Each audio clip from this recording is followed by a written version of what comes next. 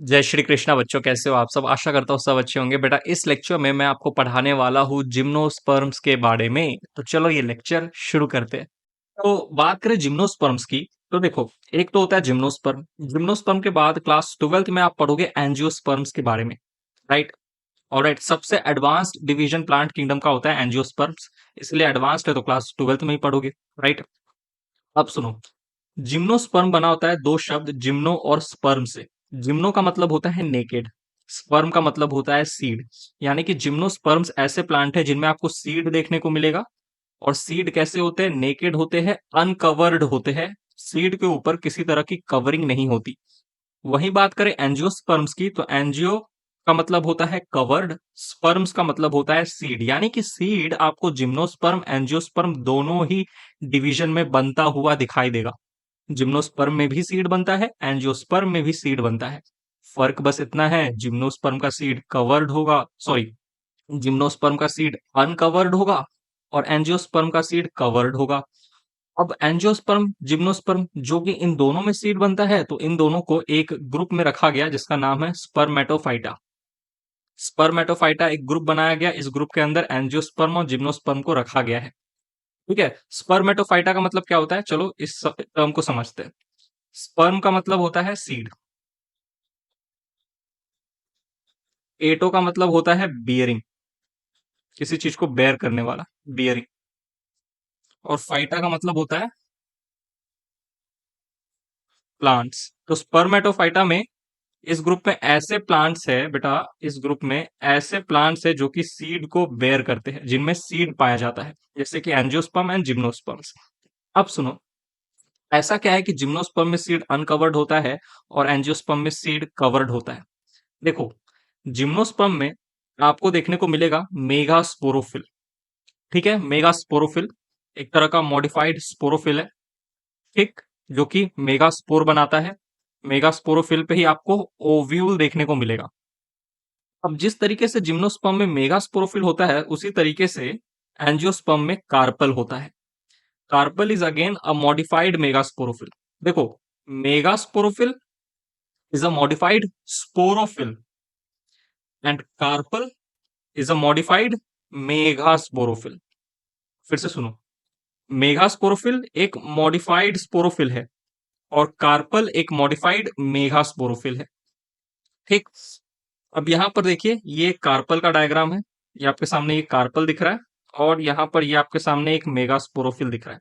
Megasporophyll पे present होते हैं ओव्यूल जो कि नेकेड होते हैं।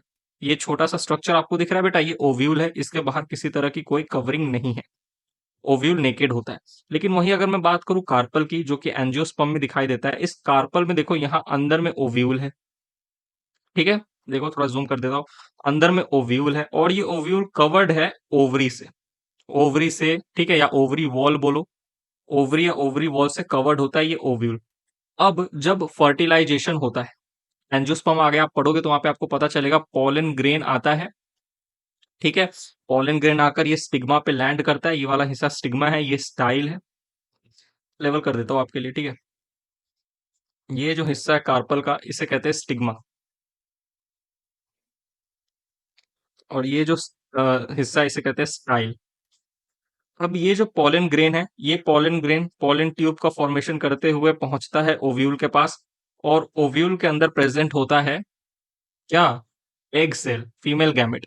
और पॉलन ग्रेन के अंदर प्रेजेंट होता है मेल गैमेट। तो मेल गैमेट पहुंचता है ओव्यूल के पास और फर्टिलाइजेशन हो जाता है, ठीक है। मेल गैमेट आकर एग सेल के साथ फर्टिलाइज करता है और फर्टिलाइजेशन हो जाता है। आफ्टर फर्टिलाइजेशन ओव्यूल डेवलप कर जाता है सीड में। आफ्टर फर्टिलाइजेशन ओव्यूल किसमें डेवलप हो गया? सीड में। एंड ये जो ओवरी वाला हिस्सा था जिसने ओव्यूल को कवर करके रखा था, ये ओवरी डेवलप हो जाता है फ्रूट में। यानी कि जब सीड बना, तो सीड किससे कवर्ड होगा? फ्रूट में, क्योंकि फर्टिलाइजेशन से पहले ओव्यूल कवर्ड था ओवरी से। बात समझ में आया?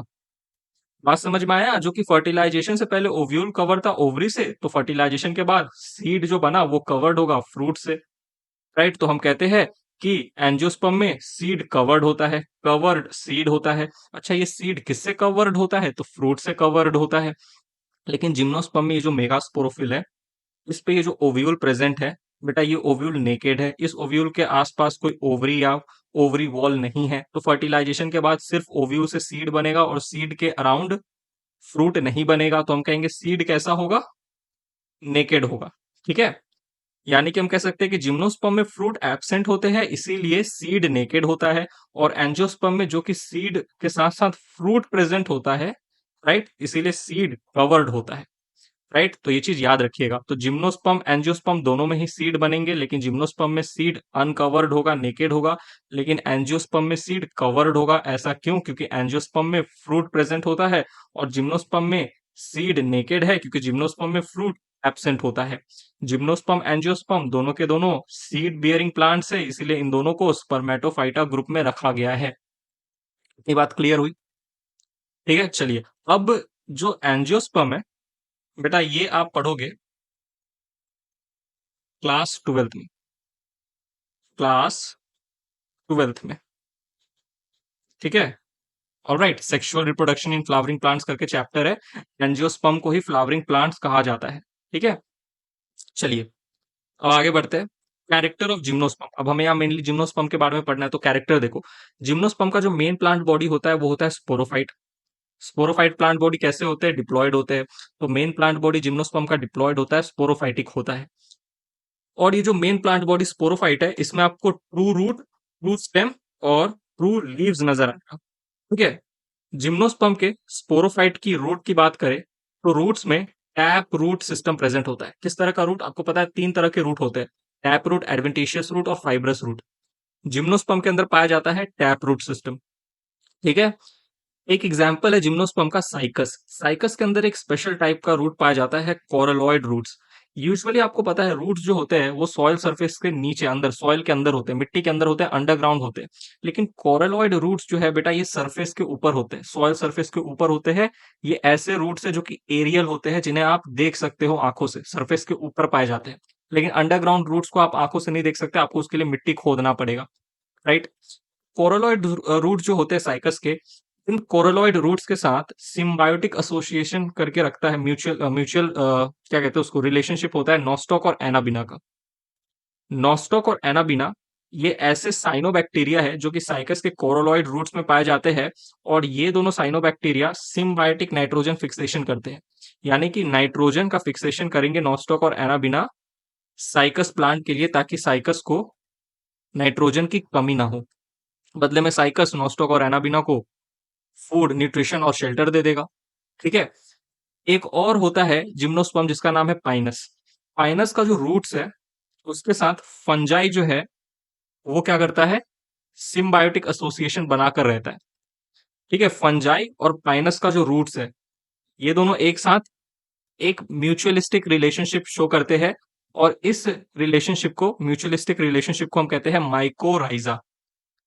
ठीक है, माइकोराइजा कहते हैं, जो आपने आगे पढ़ा है। ठीक, चलिए, तो 2 एग्जाम्पल यहाँ पर अभी अभी हमने देखा जिम्नोस्पर्म का, एक साइकस और एक पाइनस। ठीक है, चलिए बात करते हैं बेटा जिम्नोस्पर्म के स्टेम्स के बारे में। स्टेम्स जो होते हैं ये ब्रांच्ड भी हो सकते हैं, अनब्रांच्ड भी हो सकते हैं। ब्रांच्ड स्टेम आपको दिखाई देगा पाइनस और सेड्रस में, और अनब्रांच्ड स्टेम आपको दिखाई देगा साइकस में। यहाँ पर हमने एक और नया एग्जाम्पल देखा जिम्नोस्पर्म का, जो कि है सेड्रस। चलिए, लीव्स की बात करें तो जिम्नोस्पर्म का लीफ सिंपल भी हो सकता है, कंपाउंड भी हो सकता है। अब ये सिंपल लीफ, कंपाउंड लीफ कैसे लीफ होते हैं, ये अब आप मोर्फोलॉजी ऑफ फ्लावरिंग प्लांट्स में पढ़ लोगे। बस इतना याद रखना कि जिम्नोस्पर्म में लीफ सिंपल भी हो सकता है, कंपाउंड भी हो सकता है। अब कंपाउंड लीफ 2 तरह के होते हैं, एक होता है पाल्मेटली कंपाउंड लीफ, एक होता है पिन्नेटली कंपाउंड लीफ। जिम्नोस्पर्म में जो कंपाउंड लीफ होते हैं वो पिन्नेटली कंपाउंड लीफ होते हैं, तो ये ध्यान रखिएगा। और तो और जिम्नोस्पर्म का एक एग्जाम्पल साइकस, जिसके बारे में हम ऑलरेडी जानते हैं। साइकस में जिस तरह का लीफ पाया जाता है उसे हम कहते हैं परसिस्टेंट लीव्स, और ये लीफ परसिस्टेंट होने के साथ साथ पिन्नेटली कंपाउंड भी होते हैं। परसिस्टेंट का मतलब क्या होता है? परसिस्टेंट लीव्स ऐसे लीव्स है that doesn't shed for many years. कई सालों तक साइकस के प्लांट पर ये लीफ लगे होते हैं, जल्दी झड़कर नीचे जमीन पे गिरते नहीं। तो ऐसे लीफ को हम कहते हैं परसिस्टेंट लीफ, जो कि कई सालों तक प्लांट पे बना रहे, टूट कर गिरे ना। ठीक, ऑलराइट, चलिए दूसरा यहाँ पर हम बेटा कॉनिफर्स के बारे में पढ़ने वाले हैं। ठीक है, पहला कैरेक्टर हमने देखा कि मेन प्लांट बॉडी स्पोरोफाइटिक होता है। दूसरा कैरेक्टर हम जिम्नोस्पर्म में कॉनिफर्स के बेटा कॉनिफर्स एक ग्रुप है जिम्नोस्पर्म का।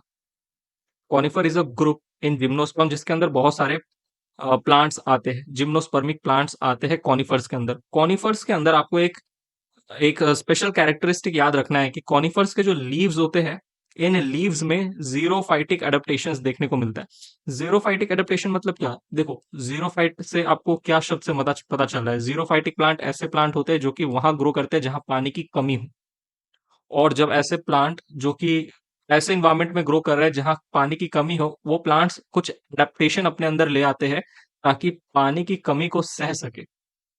राइट? जीरोफाइटिक एडेप्टेशन मतलब क्या? ऐसे एडेप्टेशन जिससे प्लांट उन जगह पे भी अच्छे से सरवाइव कर सके जहां पानी कम है। तो कॉनिफर्स जो होते हैं, कॉनिफर्स के जो लीव्स होते हैं, पत्ते होते हैं, वो अपने अंदर जीरोफाइटिक एडेप्टेशंस ले आते हैं। जैसे कि कॉनिफर्स के लीफ पतले पतले नीडल लाइक हो जाते हैं, जिसके वजह से जो सरफेस एरिया है लीफ का वो कम हो जाता है। अब अगर सरफेस एरिया लीफ का कम हो गया तो उस लीफ पे सनलाइट कम पड़ेगा, सनलाइट कम पड़ेगा तो उस लीफ से वाटर लॉस ट्रांसपिरेशन के थ्रू कम होगा। राइट? तो वाटर लॉस कम होगा, इसीलिए लीफ नीडल लाइक हो जाते हैं। तो पानी, तो जो प्लांट है वो अपने साथ पानी को क्या कहते हैं, स्टोर करके रख पाएगा लंबे समय तक। सोचो अगर बड़े बड़े पत्ते होते, उस पर सनलाइट पड़ता, तो वाटर लॉस हो जाता ना ट्रांसपिरेशन से। राइट? समझ में आ रहा है ना? तो पत्ते कैसे हो गए? पतले पतले हो गए, नीडल लाइक। स्टोमेटा कैसा होता है? Sunken stomata. देखो, ये एक लीफ है, लीफ का नीचे वाला हिस्सा है। लीफ के नीचे वाले हिस्से में ऐसे पिट पाए जाते हैं। इन पिट के अंदर ये स्टोमेटा प्रेजेंट होते हैं। ऐसी स्टोमेटा को हम कहते हैं बेटा संकन स्टोमेटा, जो कि होते हैं हिडन इनसाइड पिट्स। अब स्टोमेटा के थ्रू वाटर लॉस होता है, लेकिन अगर लीफ का जो स्टोमेटा है वही छुप जाए, पिट के अंदर छुप जाए, तो वाटर लॉस कम हो जाएगा। ठीक है, तो कॉनिफर्स के लीफ कैसे होते हैं? लीव्स में आपको संकित स्टोमेटा देखने को मिलता है, और लीफ के ऊपर एक थिक क्यूटिकल होता है। देखो, ये थिक क्यूटिकल मैंने ग्रीन कलर का बनाया है। ये जो थिक क्यूटिकल है, ये थिक क्यूटिकल क्या करता है? वाटर लॉस होने से बचाता है। राइट? ऊपर एक एक थिक शीट की तरह एक क्यूटिकल, एक लेयर बन जाता है जिससे पानी का लॉस कम हो, पानी यहां से ऐसे लॉस ना हो। राइट? ठीक है, तो ये तीन स्पेशल टाइप के फीचर्स, जीरोफाइटिक एडेप्टेशन, आपको कॉनिफर्स के लीव्स में देखने को मिलते हैं, जो कि ट्रांसपिरेशनल वाटर लॉस को कम करते हैं, रिड्यूस करते हैं। ठीक, इसका तीसरा कैरेक्टरिस्टिक जो आपको याद रखना है, जिम्नोस्पर्म का हैबिटाट। जिम्नोस्पर्म माउंटेन्स और हिमालयन रेंजेस में पाया जाता है। अब आपके मन में एक सवाल आएगा कि सर, अभी अभी आपने कहा कि कॉनिफर ऐसे जिम्नोस्पर्म है जिनके अंदर जीरोफाइटिक एडेप्टेशन पाया जाता है, लेकिन कॉनिफर एक जिम्नोस्पर्म है, और जिम्नोस्पर्म तो माउंटेन्स और हिमालयन रेंजेस पे पाए जाते हैं, और माउंटेन्स में या फिर हिमालयन रेंजेस में पानी की कमी थोड़ी होती होगी, वहां तो भरपूर मात्रा में पानी होती होगी। नहीं बेटा, ये सोच गलत है। माउंटेन्स, हिमालय जो होता है, वहां पे पानी की कमी होती है। कैसे होती है मैं आपको बताता हूँ, सुनो। दो जगह जनरली पानी की कमी देखने को मिलती है, एक तो डेजर्ट रेगिस्तान में, जो कि आपको पता है। इनफैक्ट स्नोई माउंटेन्स जो एकदम ब्लू ब्लू कलर के नजर आते हैं, तो आपको ऐसा देख के लगता होगा कि हाँ, स्नोई माउंटेन्स में थोड़ी पानी की कमी होगी, लेकिन होती है। डेजर्ट पे जो पानी की कमी होती है, जो ड्राइनेस होती है, उसे हम कहते हैं फिजिकल ड्राइनेस, यानी कि पानी फिजिकल फॉर्म में ही प्रेजेंट नहीं है, फिजिकली ही प्रेजेंट नहीं है पानी। लेकिन स्नोई माउंटेन्स में भी सूखापन होता है, ड्राइनेस होता है, पर इस ड्राइनेस को हम कहते हैं फिजियोलॉजिकल ड्राइनेस, यानी कि पानी तो प्रेजेंट है, वाटर इज प्रेजेंट, बट पानी जो है जिस फिजियोलॉजिकल फॉर्म में प्रेजेंट है, वो है snow. Water is present in form of snow. और स्नो बेटा प्लांट के किसी काम का नहीं, स्नो को प्लांट एब्जॉर्ब नहीं कर सकता। वाटर को प्लांट तभी एब्जॉर्ब कर पाएगा जब वाटर अपने लिक्विड स्टेट में होगा। ठीक है, लेकिन यहाँ पर फिजियोलॉजिकल ड्राइनेस है, वाटर जो है ये दूसरे फॉर्म में प्रेजेंट है, ये स्नो के फॉर्म में प्रेजेंट है, और स्नो जो है वो प्लांट के लिए यूजलेस होता है। तो बड़े बड़े माउंटेन्स पे, स्नोई माउंटेन्स पे, हिमालयन रेंजेस पे भी पानी की कमी आती है बेटा। ये जो आपको यहाँ पर ये प्लांट्स दिख रहे हैं ना, ये कॉनिफर्स ही है बेटा। ये जो यहाँ पर ये जो आपको प्लांट्स नजर आ रहे हैं, ये कॉनिफर्स है। वो कॉनिफर्स देखो, यहाँ पर जीरोफाइटिक एडेप्टेशन अपने अंदर कॉनिफर्स ले आए हैं। कॉनिफर्स का जो लीव्स है, उनमें आपको जीरोफाइटिक एडेप्टेशन देखने को मिलता है, जैसे कि ये तीन एडेप्टेशन आपको देखने को मिलता है। क्यों? क्योंकि स्नोई माउंटेन्स पे, हिमालयन रेंजेस पे भी वाटर की कमी होती है। डेजर्ट में फिजिकल ड्राइनेस होता है, स्नोई माउंटेन पे फिजियोलॉजिकल ड्राइनेस होता है। हालांकि ये चीज आपको इतना डिटेल में याद नहीं करना, लेकिन एक कॉन्सेप्ट मैं समझा रहा हूं आपको। ठीक है, चलिए, याद तो आपको यहाँ ये पॉइंट्स करना है। चौथा, 3 जिम्नोस्पर्म, WEG मैंने लिखा है यहाँ पे शॉर्ट फॉर्म में, ठीक है, WEG। ऑलराइट, ग्रीन से करता हूँ। WEG, W का मतलब क्या है? वेलवेटिया, ई का मतलब इफेड्रा और जी का मतलब नेटम। ये 3 ऐसे जिम्नोस्पर्म है जिसके अंदर आपको क्या देखने को मिलेगा बेटा? जाइलम वेसल्स देखने को मिलेगा।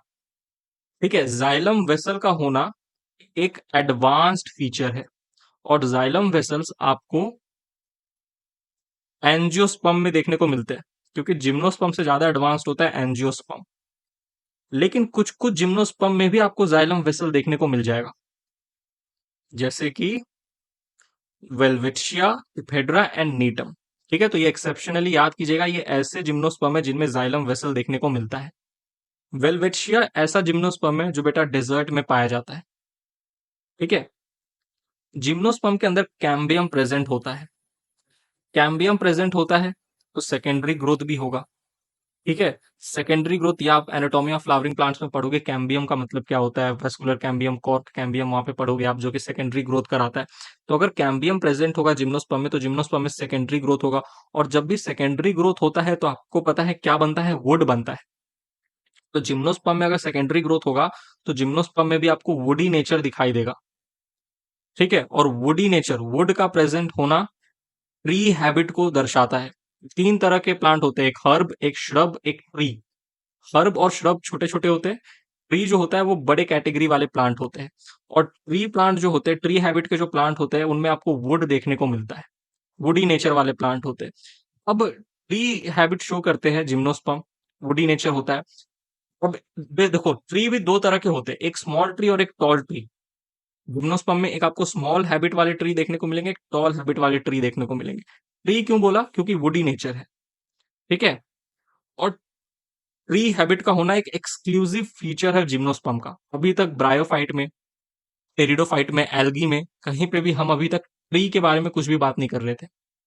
ठीक है, ट्री का होना एक एक्सक्लूसिव एक्सक्लूसिव फीचर है जिम्नोस्पर्म का, राइट? क्योंकि अभी तक कहीं पे भी हमने ब्रायोफाइट, टेरिडोफाइट में सेकेंडरी ग्रोथ पढ़ा ही नहीं था, वुड का फॉर्मेशन ही नहीं हो रहा था। ठीक है, लेकिन जिम्नोस्पर्म में पहली बार जाके वुड बना, वुडी नेचर आया, ट्री हैबिट आपको देखने को मिला। स्मॉल जो जिम्नोस्पर्म होते हैं, स्मॉल ट्री हैबिट वाले जिम्नोस्पर्म, जैसे कि example cycas. Cycas ornamental plant है बेटा, सजाने के लिए काम में लिया जाता है।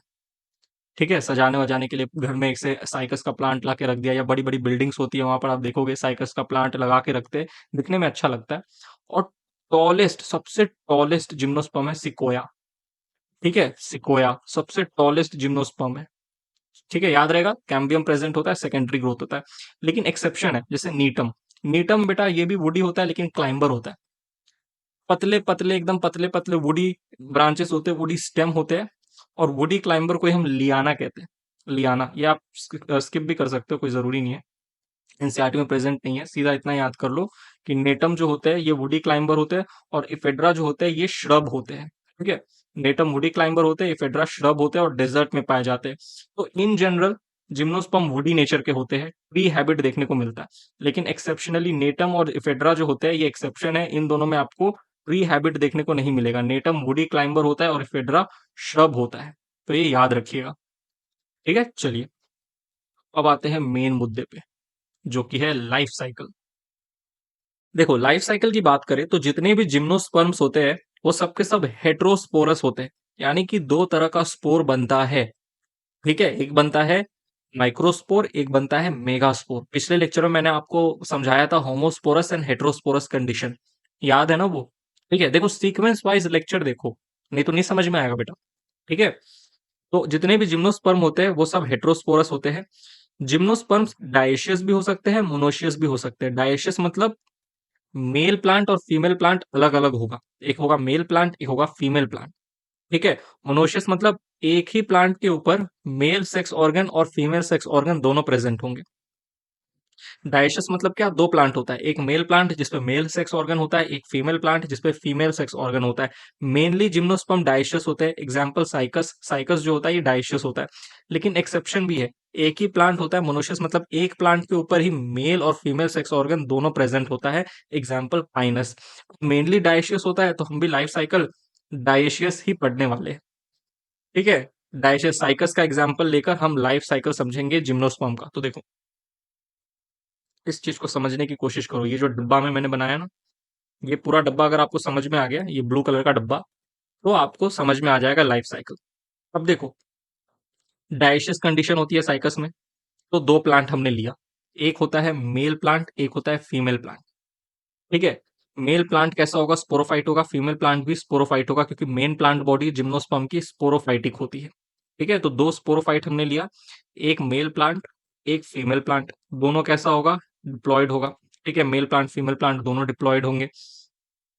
अब ये मान लीजिए ये मेल प्लांट है, इस मेल प्लांट के ऊपर प्रेजेंट होता है मेल स्ट्रोबिलस या फिर मेल कोन, हम इसे कहते हैं। मैं जूम कर देता हूँ। ठीक है, मेल स्ट्रोबिलस या मेल कोन। स्ट्रोबिलस क्या होता है? Group of sporophylls. अब मेल प्लांट के ऊपर कौन सा स्पोरोफिल पाया जाएगा? माइक्रो या mega? Obviously microsporophyll. Microsporophyll groups में पाया जाता है और इस माइक्रोस्पोरोफिल के ग्रुप को हम स्ट्रोबिलस कहते हैं। अब इस माइक्रोस्पोरोफिल के ग्रुप में से एक माइक्रोस्पोरोफिल को हम कंसिडर करते हैं। माइक्रोस्पोरोफिल के अंदर जो स्पोरेंजिया पाया जाता है उसे हम कहते हैं बेटा माइक्रोस्पोरेंजिया। ठीक है, तो मेल प्लांट के ऊपर मेल स्ट्रोबिलस लगा हुआ है। मेल स्ट्रोबिलस किसका बना है? माइक्रोस्पोरोफिल का। माइक्रोस्पोरोफिल के अंदर पाया जाता है माइक्रोस्पोरेंजिया। माइक्रोस्पोरेंजिया के अंदर होते हैं microspore mother cell. Microspore mother cell में होता है क्या? मियोसिस। चलो लिखते हैं यहाँ पे, माइक्रोस्पोर मदर सेल में होता है मियोसिस। और उससे क्या बनता है? मियोसिस होने के बाद माइक्रोस्पोर मदर सेल से बनता है माइक्रोस्पोर। माइक्रोस्पोर का होता है एंडोस्पोरिक जर्मिनेशन। एंडोस्पोरिक जर्मिनेशन मतलब जहां माइक्रोस्पोर बने वहीं पे उनका जर्मिनेशन हो गया। देखो, दो तरह का जर्मिनेशन होता है, एक होता है एंडोस्पोरिक, एक होता है एक्सोस्पोरिक। एंडोस्पोरिक जर्मिनेशन मतलब जहां पे माइक्रोस्पोर बना है, कहां पे बना है? माइक्रोस्पोरोफिल पर।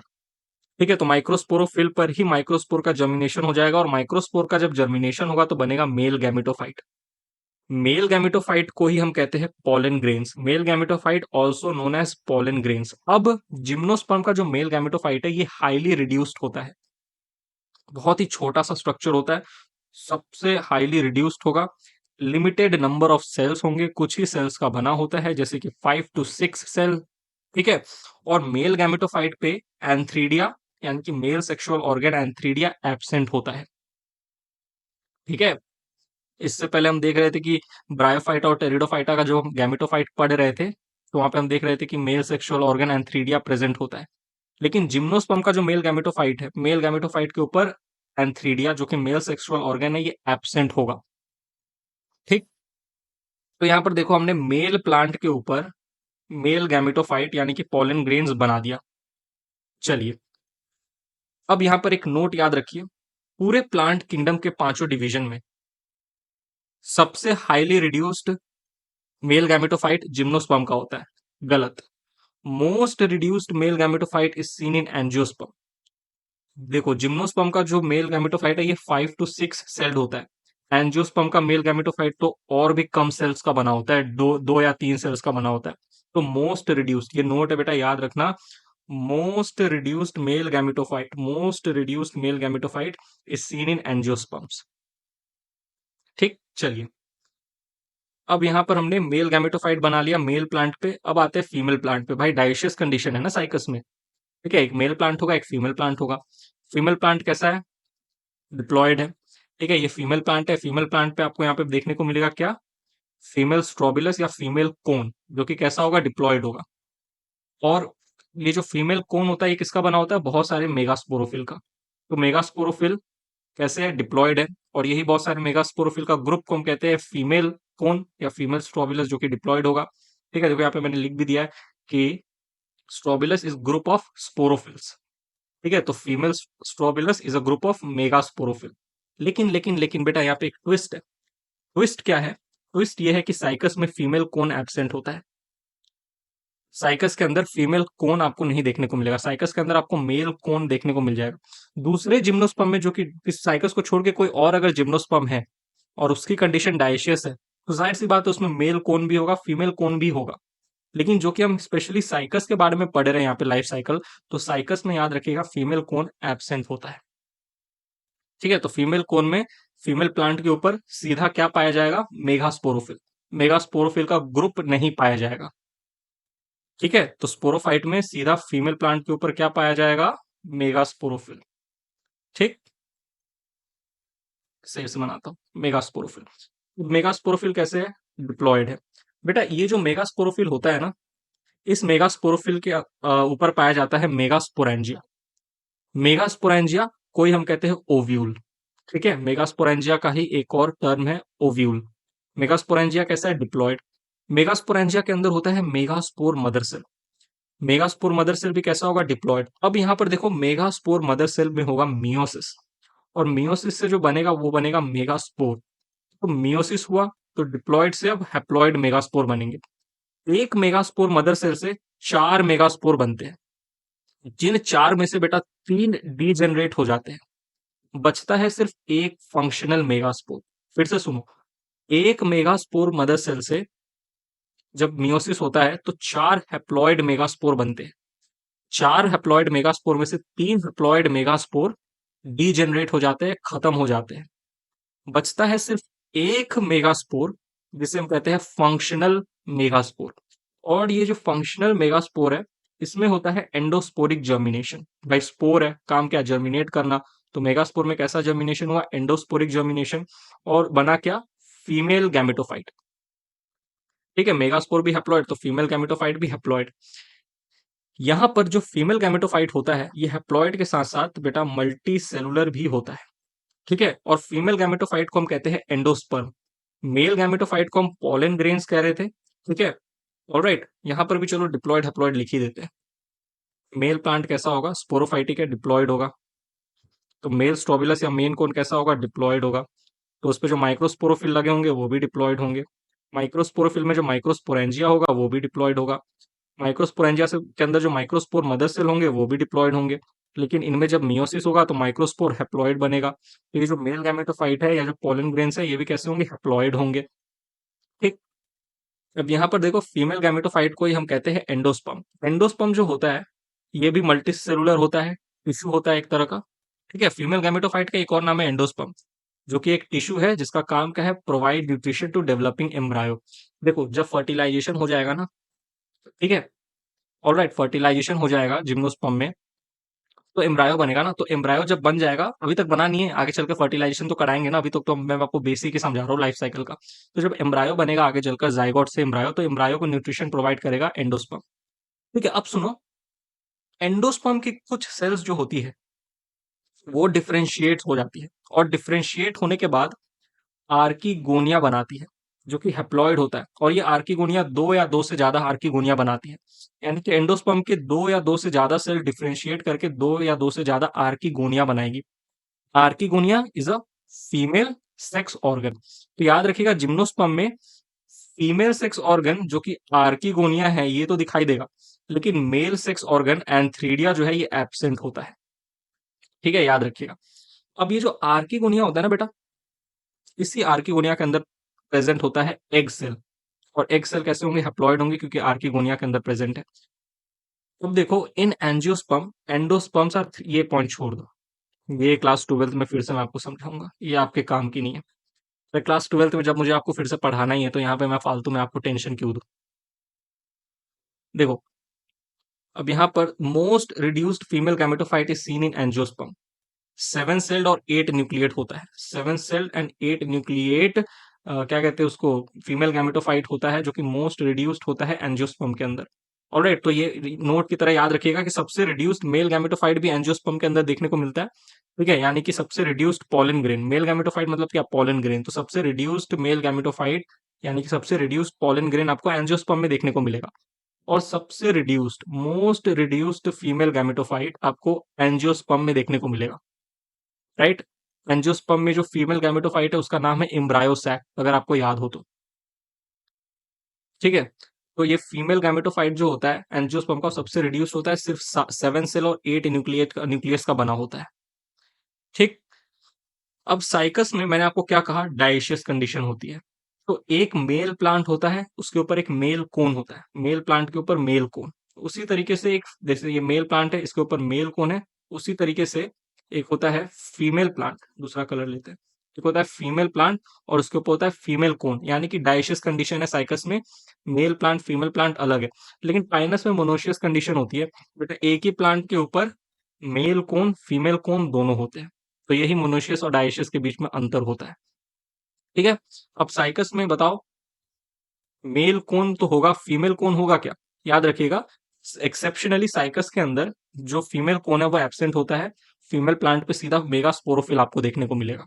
लेकिन किसी और जिम्नोस्पर्म, कोई और जिम्नोस्पर्म है, वो डायशियस कंडीशन में होगा, तो उसका मतलब सपोज साइकस को छोड़ के कोई दूसरा जिम्नोस्पर्म है, ठीक है, और वो अगर डायशियस है तो उसके मेल प्लांट पे मेल कोन होगा और फीमेल प्लांट पे फीमेल कोन होगा। लेकिन साइकस में एक्सेप्शनली फीमेल प्लांट पे फीमेल कोन एब्सेंट होता है। ठीक, अब यहां पर देखो मेल गैमेटोफाइट बन गया, मेल गैमेटोफाइट के अंदर एग सेल बन गया, और सॉरी मेल गैमेटोफाइट बन गया जो कि पॉलन ग्रेन है, और मेल गैमेटोफाइट पॉलन ग्रेन के अंदर ही गैमेट मेल गैमेट्स प्रेजेंट होते हैं। यहाँ पर देखो फीमेल गैमेटोफाइट बन गया, फीमेल गैमेटोफाइट के अंदर जो आर्किगोनिया है उसमें एग सेल प्रेजेंट होते हैं, तो एग सेल बन गया गैमेट बन गया, एग सेल बन गया मेल गैमेट बन गया, एग सेल बन गया मेल गैमेट बन गया। क्यों ना पॉलिनेशन करवा के फर्टिलाइजेशन करवा दिया जाए। पॉलिनेशन का मतलब क्या होता है? पॉलन ग्रेन्स का ओव्यूल तक जाना, इसी को हम कहते हैं पॉलिनेशन। पॉलिनेशन अगर हवा के थ्रू हो, विंड के थ्रू हो, तो उसे हम कहते हैं एनिमोफिली। ठीक है, तो हवा की मदद से जो पॉलन ग्रेन है ये उड़ते हुए जाएंगे फीमेल प्लांट के ओव्यूल के ऊपर और जाके चिपक जाएंगे। ठीक, और पॉलिनेशन हो जाएगा। पॉलिनेशन के बाद होगा फर्टिलाइजेशन। ठीक है, पॉलिनेशन के बाद क्या होगा? फर्टिलाइजेशन, जिसकी चर्चा हम नेक्स्ट लेक्चर में करेंगे। अभी तक आप इतना ही याद रखो, इसके बाद और भी बहुत सारी चीजें हैं, लेकिन अगर मैंने ये सब अभी आपको बता दी ना, आपके दिमाग में खिचड़ी बन जाएगा। पहले आज जो मैंने पढ़ाया आपको उसको रिवाइज करो।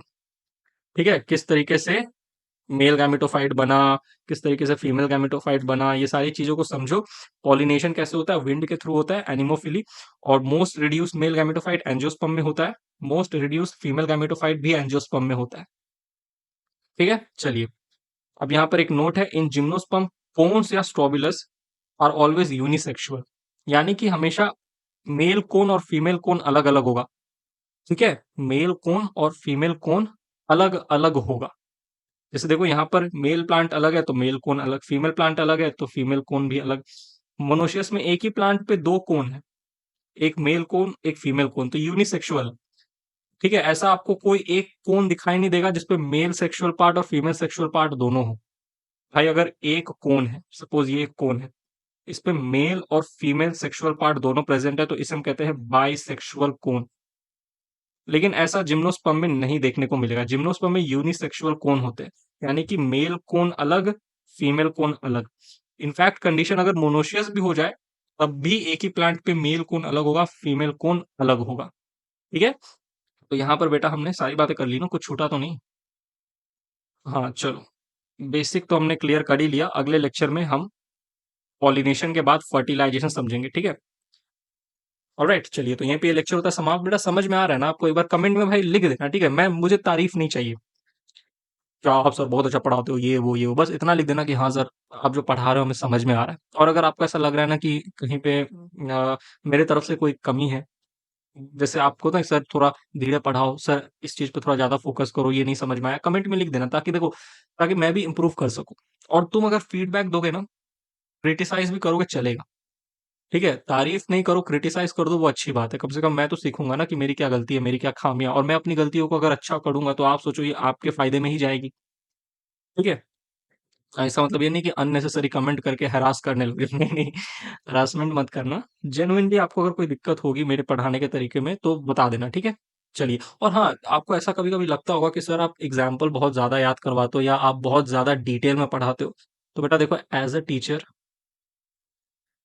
मुझे इस चीज का बिल्कुल शर्म नहीं है, क्योंकि भाई मास्टर का काम ही है पढ़ाना। मैं अगर फांकी मारने लग गया तो तुम्हें क्या समझ में आएगा? क्योंकि देखो एनसीईआरटी अपने आप में बहुत कॉम्प्लेक्स किताब है, और इन सब चैप्टर में ना बच्चों को हमेशा दिक्कत होती है। वो यूट्यूब पे ढेरों सारों वीडियोस देख लेते हैं, फिर भी बोलते हैं कि सर हमें समझ में नहीं आया, सर हमें समझ में नहीं आया, क्योंकि वो टीचर समझा ही नहीं रहा, वो टीचर आपको पढ़ा रहा है।